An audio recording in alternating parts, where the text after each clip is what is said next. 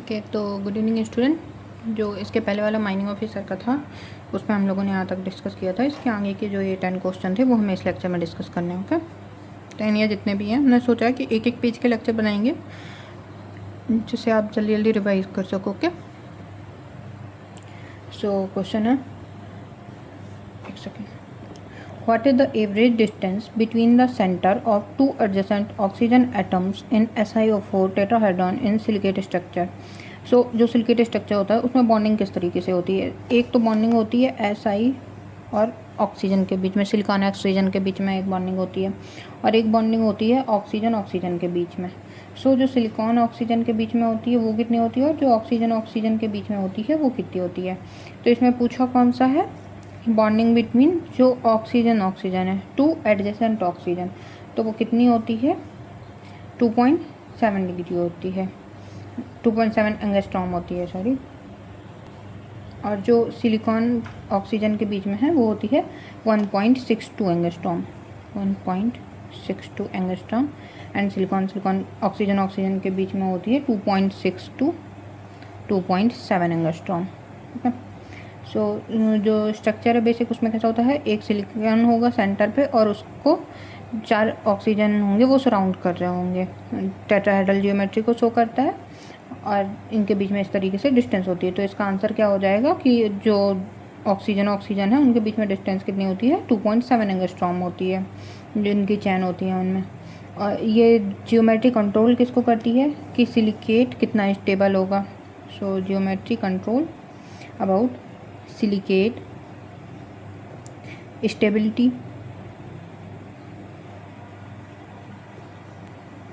and mineral structure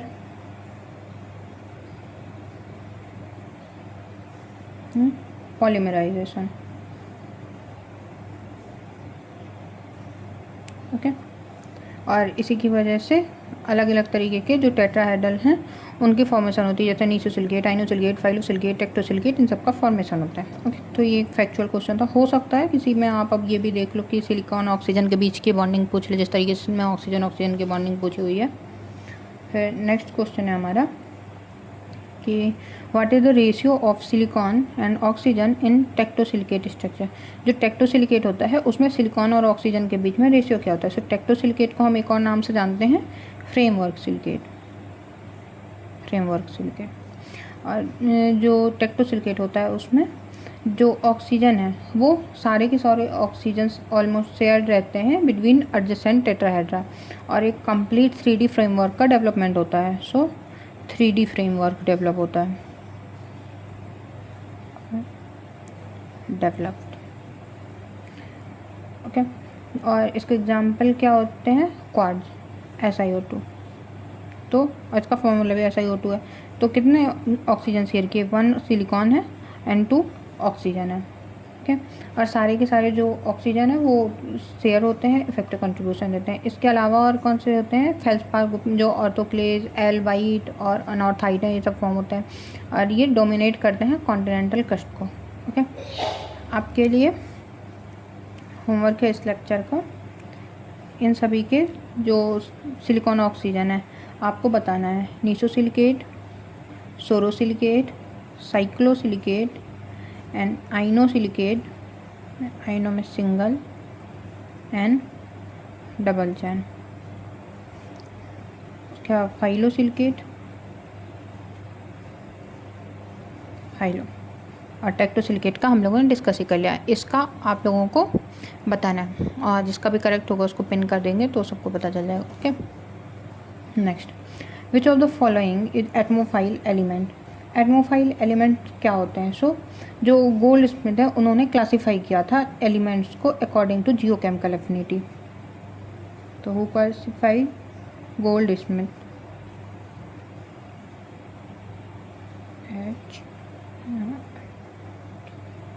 gold Smith classification इसको हम बोलते हैं, on the basis of geochemical affinity.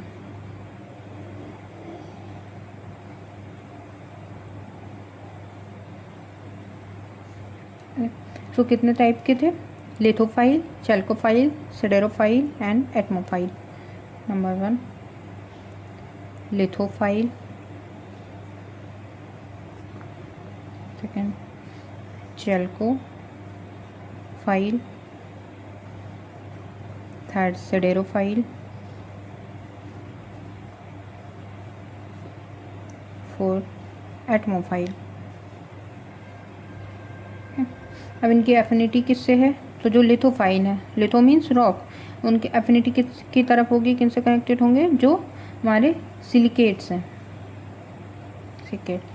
चैल्कोफाइल है ये सल्फाइड, सल्फाइड से एफिनिटी शो करेंगे। सिडेरोफाइल है वो मेटेलिक आयन से शो करते हैं। और जो एटमोफाइल है ये जो एटमॉस्फियर है या फिर जो हमारा हाइड्रोस्फीयर उसमें होता है, सो एटमॉस्फियर। अब इसमें किसका पूछा है? एटमोफाइल, सो एटमॉस्फियर। अब एटमॉस्फियर में क्या होंगे? इसका नियॉन। एटमोफाइल की जो विशेषताएं हैं, जो क्वालिटीज़ हैं, वो क्या क्या होंगी? ये प्रेफर करेंगे गैसियस फेज को, और कंसंट्रेशन इनकी सबसे ज़्यादा होगी एटमॉस्फेयर में, और वोलेटाइल कंटेंट होंगे कौन से?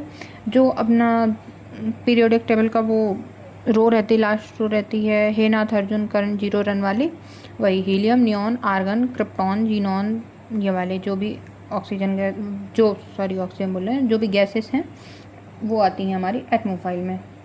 सो नियॉन क्या है? केमिकली इनर्ट है, वोलेटाइल है, एटमॉस्फेरिक गैसेस है, इस वजह से स्ट्रांगली है एटमोफाइल होगी। आर्सेनिक क्या होगा? आर्सेनिक मोस्टली आपने देखा होगा कि जो सल्फाइड और हैं उनके साथ में एसोसिएटेड होता है, तो वो चैल्कोफाइल हो गया। टी टेल्यूरम, टेल्यूरम क्या है? ये भी चैल्कोफाइल एलिमेंट है।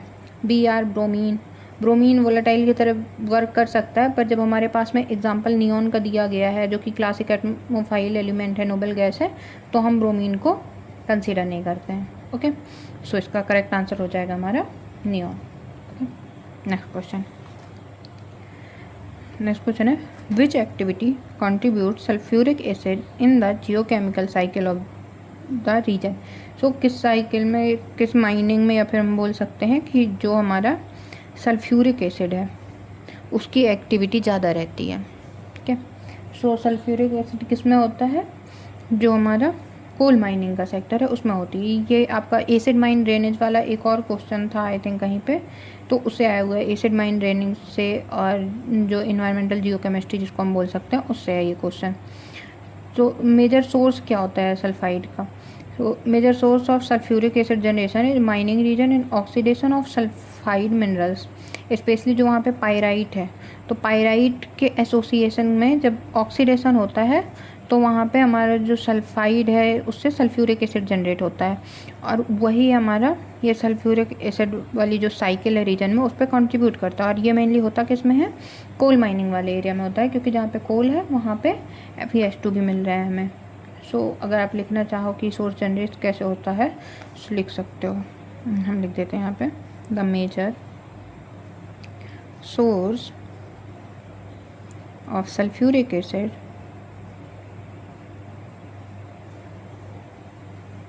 generation in mining regions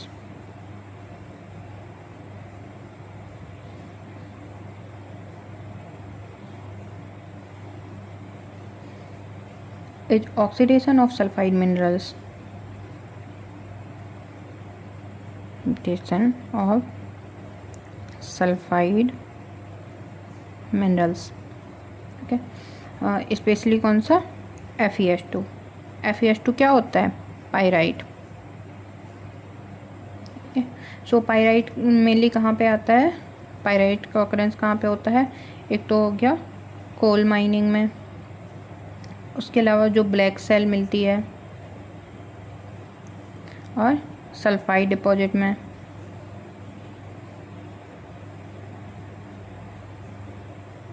okay, so जो कोल माइनिंग है वो पायराइट को एक्सपोज कर, पायराइट जब एक्सपोज होता है किससे? ऑक्सीजन या फिर वाटर से, तो एक सीरीज होती है जो ऑक्सीडेशन रिएक्शन की चलती है और वो प्रोड्यूस करती है सल्फ्यूरिक एसिड को। तो ये जो पायराइट है ये रिएक्ट किससे करेगा? प्लस H2O एंड जो हमारा ऑक्सीजन है, और फिर प्रोड्यूस करेगा H2SO4, जिसकी वजह से सल्फ्यूरिक एसिड फॉर्म होगा। और अगर आपको पूरी प्रोसेस देखनी है तो ये पूरी प्रोसेस होगी, यहाँ पे लिख देते हैं हम, अगर आपको समझने के लिए देखना है। FeH2 plus O2 plus H2O produce Fe का थ्राइस प्लस H2SO4 ये प्रोड्यूस होगा। और अगर हम इसको बैलेंस करें सो 4 15 14 और यहाँ पे प्रोड्यूस हो जाएंगे 4 Fe और 8 या। सो ये हो गई हमारी पायराइट ऑक्सीडेशन की जो प्रोसेस है।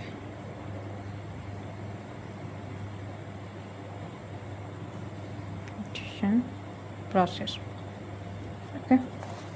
सो ये किस किस चीज़ को लीड करती है? एक तो इसकी वजह से होता है एसिड माइन ड्रेनेज या एसिड माइन वाटर जो प्रोड्यूस हो जाता है क्योंकि ये वाटर पे जाकर मिल गया। उसके अलावा जो पॉल्यूशन होता है वहाँ पर रिवर पॉल्यूशन वगैरह हो गया। और जो हैवी मेटल्स हैं उनका मोबिलाइजेशन होता है, तो ये भी आप याद रख सकते हो, हैवी मेटल मोबिलाइजेशन।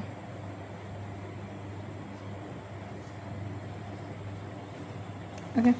सो इसकी वजह से हमारा जो एसिड माइन ड्रेनेज की प्रॉब्लम है वो क्रिएट हो जाती है। और वाटर पॉल्यूटेंट किस तरीके से होते हैं? जो एसिड वाटर है वो डिज़ोल्व करेगा आयरन, मैग्नीशियम, लेड, जिंक, इन सबको डिज़ोल्व करता है। इसका साथ साथ सॉइल डिग्रेडेशन होता है, जैसे ही लो पीएच जाएगा तो वो वेजिटेशन को भी डैमेज करेगा। अगर कहीं पर एक्वेटिक में ये एसिडिक वाटर मिक्स हो रहा है तो जो एक्वेटिक माइक्रो ऑर्गेनिज्म है वो भी ख़त्म हो जाएंगे। Okay. Sandstone mining, sandstone mining options को हम देखें तो सैंडस्टोन जो माइनिंग होती है वो मेनली कंटेन किसको करती है? क्वार्ट्ज एंड फेल्सपार को। तो बहुत ही कम सल्फाइड मिनरलाइजेशन होता है, इसके सल्फ्यूरिक एसिड जनरेट नहीं होगा। कोल में होता है क्योंकि वहाँ पे पायराइट और मर्केसाइट मिलता है। अच्छा, एक आपका और एक तो होमवर्क ये है और दूसरा है पायराइट एंड मर्केसाइट, इनके बीच में कोई रिलेशन है क्या, ये आपको बताना है। ओके। सो ऑक्सीडेशन है जो इनका पायराइट और मर्केसाइट का, वो सल्फ्यूरिक एसिड को जनरेट करेगा। सो मोस्ट फेमस जो AMD के केस ग्लोबली एसोसिएटेड होते हैं वो किससे एसोसिएटेड होते हैं? कोल माइनिंग से। सैंड माइनिंग, सैंड माइनिंग में भी मोस्टली क्वार्ट्ज मिलेगा। लाइम स्टोन है, लाइम स्टोन में क्या होता है? CaCO3 होता है। सो जो कार्बोनेट होता है वो एक्चुअली क्या करेगा? न्यूट्रलाइज कर देगा जो एसिड जनरेट भी हो रहा होगा वहाँ पे। तो इसके लिए लाइम स्टोन क्या करता है? रिड्यूस करता है। ओके। अरे सो लाइम स्टोन रिड्यूस एसिडिटी या रिड्यूस जो भी आपका इसका इफेक्ट आ रहा है, रिड्यूस एसिडिटी। नेक्स्ट पे देखते हैं। नेक्स्ट क्या है? Garnets occur in kimberlite rocks.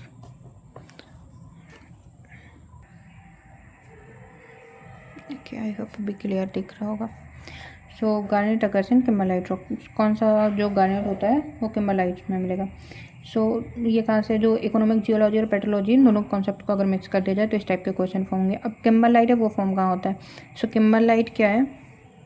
पहले तो किम्बरलाइट होस्ट रॉक क्या क्या इस पर मिलता है? सो डायमंड मिलता है। जो पन्ना वाला वेड है उस पर NMDC की माइनिंग चल रही है और वहाँ पर किम्बरलाइट के पाइप्स में डायमंड मिल रहा है। किम्बरलाइट क्या है? मेंटल डेराइव्ड अल्ट्रामेफिक रॉक है। Mental derived ultramafic rock. Okay. और होस्ट रॉक है for the diamonds. So kimberlite के लिए जो मैग्मा है वो ओरिजिनेट कहाँ हो रहा है? डीप मेंटल में और हाई प्रेशर कंडीशन में। तो कुछ मिनरल्स होते हैं जो कि एक्ट करते हैं as a indicator of kimberlite या फिर डायमंड एक्सप्लोरेशन में जो हेल्प करते हैं। सो किम्बरलाइट इंडिकेटर मिनरल्स क्या होते हैं? गार्नेट में होगा पायरो और इल्मेनाइट,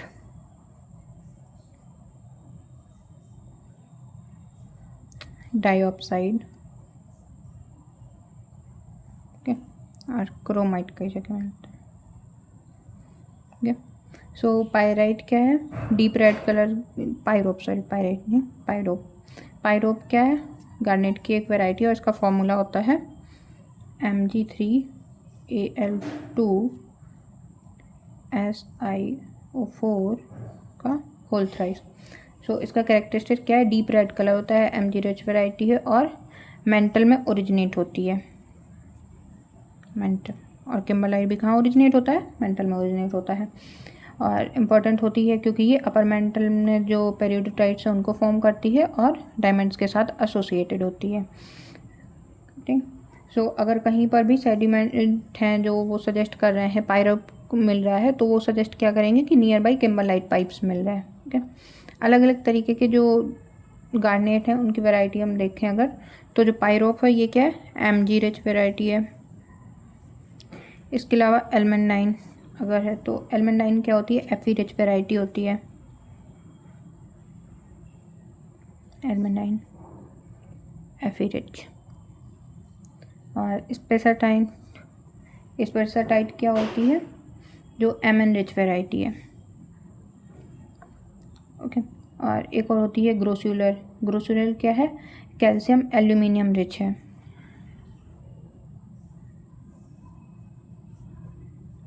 CaAl। इसके अलावा यूवेराइट में क्या होता है? कैल्शियम एंड क्रोमियम पाया जाता है।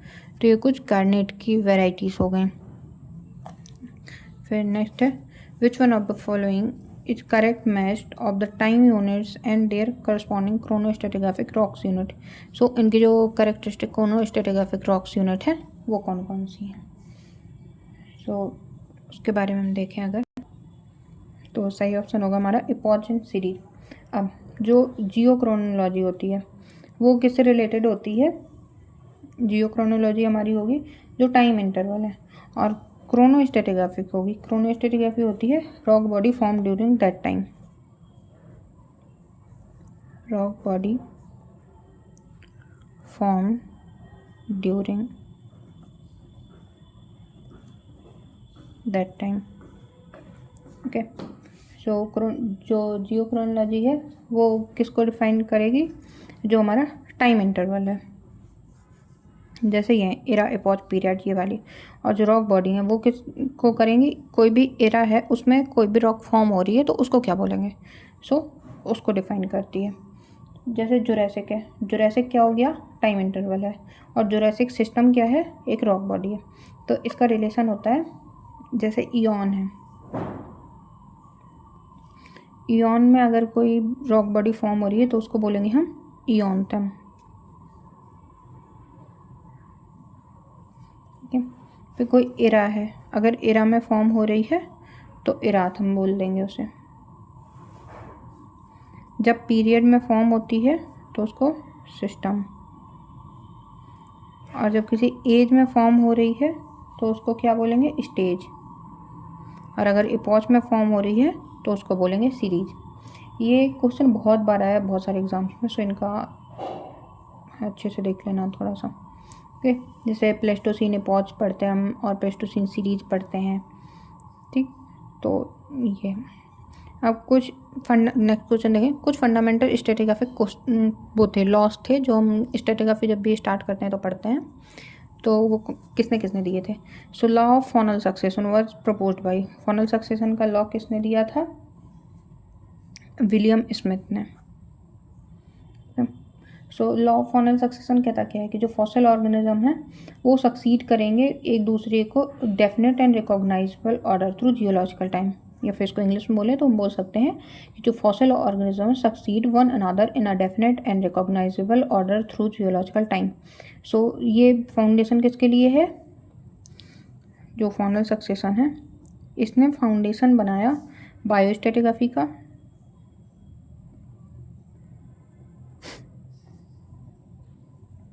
उसके अलावा रिलेटिव डेटिंग का,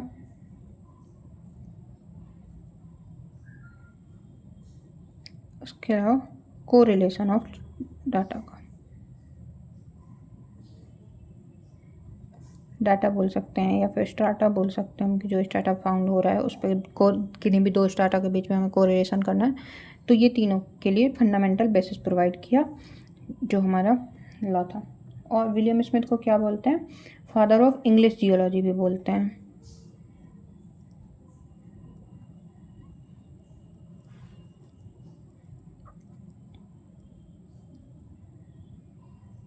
फादर ऑफ इंग्लिश जियोलॉजी। इन्होंने ऑब्जर्व किया कि जो सेम फॉसिल असेंबलेज है वो अकर होता है सेम स्ट्रेटिग्राफिक ऑर्डर में, और जो रॉक्स हैं वो कोरिलेट की जा सकती हैं इसी की वजह से यूजिंग फॉसिल। अब एक कोई है रॉक जो कि सेम ही एज में डिपॉजिट हो रही है, लोकेशन ए पर भी और लोकेशन बी पर भी, तो इस पर जो ए के टाइम जो एज के फॉसिल होंगे वो ए पे भी फाउंड होंगे और जो बी पे भी फाउंड होंगे। इसको ये बोला था जो विलियम स्मिथ थे, और यही बोलता है हमारा फनल सक्सेशन। सो ये अलाउ करता है रिलेटिव एज डिटर्मिनेशन को कि कौन सा स्टार्टा ओल्डर होगा कौन सा स्टार्टा यंगर होगा, उसको बताता है। जो जियोलॉजिकल मैपिंग है उसको भी बताता है, क्योंकि एक्सटेंसिव सेडिमेंट्री बेसिन है। अब जैसे कहीं पर ट्राइलोबाइट्स के फॉसिल मिल रहे हैं, कोई कंसिस्टेंट सीक्वेंस मिल रहा है ट्राइलोबाइट का, तो उसको हम क्या बोलेंगे, ये पेलियोजोइक का होगा। डायनासोर्स मिल रहे हैं तो मीसोजोइक का होगा। मैमल्स डोमिनेट कर रहे हैं तो सीनोजोइक का होगा। तो इसके लिए कुछ जो फॉसिल थे वो इंडेक्स फॉसिल की तरह काम करने लगे। ओके, अब जो अदर लोग हैं जैसे निकोलस स्टेनो ने कौन सा दिया था, लॉ ऑफ सुपरपोजिशन या फिर ओरिजिनल हॉरिजॉन्टैलिटी। तो ये भी आप याद रख सकते हो, लॉ ऑफ सुपरपोजिशन या फिर original हॉरिजॉन्टैलिटी।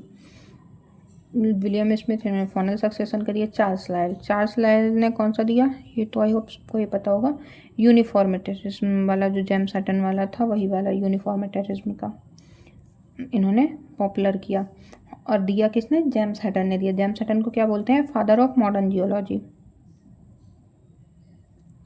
Father of modern geology. इन्होंने ये डीप टाइम और यूनिफॉर्मिटेरिज्म को कंसेप्ट दिया था। Okay, next question, great boundary fault separate. Great boundary fault किसे किसे सेपरेट करता है। सो ग्रेट बाउंड्री फॉल्ट मिलता कहाँ पे है, टेक्टोनिक बाउंड्री है एक, तो ये एक तरीके की फॉर्म करता है फॉल्ट, टेक्टोनिक एक्शन हुआ होगा तभी इतना बड़ा फॉल्ट जनरेट हुआ। So it is a tectonic boundary. और ये सेपरेट कैसे करती है, जो ओल्डर अरावली रॉक हैं उनको विंध्यन रॉक से। सो अरावली ओल्डर है एंड विंध्यन यंगर है, और लोकेशन कहाँ पर है इसकी, राजस्थान। अब देखो क्वेश्चन का टाइप देखो, जो इससे पहले वाला क्वेश्चन पेपर हमने डिस्कस किया था, कोई सा तो किया था, उसमें उसने पूछा था कि ग्रेट बाउंड्री फॉल्ट है वो मिलता कहाँ पे है, लोकेशन पूछी थी और उसका ऑप्शन सही था चित्तौड़गढ़। इसमें उन्होंने डायरेक्ट वो क्वेश्चन रिपीट नहीं किया, बट इसने ग्रेट बाउंड्री फॉल्ट किसको किसको सेपरेट करता है सेम उसी जगह से क्वेश्चन बनाया। तो अगर जब हम ये पढ़ रहे हैं कि ग्रेट बाउंड्री फॉल्ट को सेपरेट किसने किया और ये पढ़ ले रहे हैं कि राजस्थान से किया है, तो जब हमारा वो क्वेश्चन आता तो हमें पता होता कि राजस्थान से किया गया है और चित्तौड़गढ़ हम उसकी लोकेशन लगा सकते थे। तो इस तरीके से PYQ आपको कॉन्सेप्ट बिल्डिंग में हेल्प करते हैं, इसलिए हम लोग इतना डिटेल में पढ़ रहे हैं ताकि आपको हेल्प हो। ओके, और इसका जो ट्रेंड है वो क्या है, नॉर्थ ईस्ट साउथ वेस्ट,